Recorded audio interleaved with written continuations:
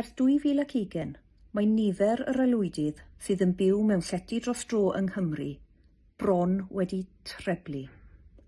Mae'r aelwydydd hyn yn deuluodd, cyplau a phobl sengl i gyd yn byw mewn digartrefedd sydd wedi ei reoli. Ar hyn o bryd mae dros 11,000 o bobl yn byw mewn llety dros dro ac mae bron i 3,000 ohonyn nhw yn blant.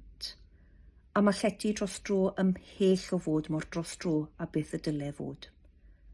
Mae Ymchwil yn dweud wrthyn am bob 5 aelwyd mae Shelter Cymru yn ei cefnogi, sy'n gaeth mewn llety dros dro, fod o leia un ohonynt wedi bod yn byw mewn llety dros dro ers dros flwyddyn.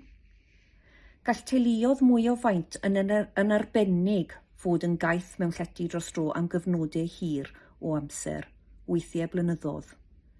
Mae angen i ni wneud yn well dros pawb sydd wedi cael ei heffeithio gan yr argyfwng tai yng Nghymru.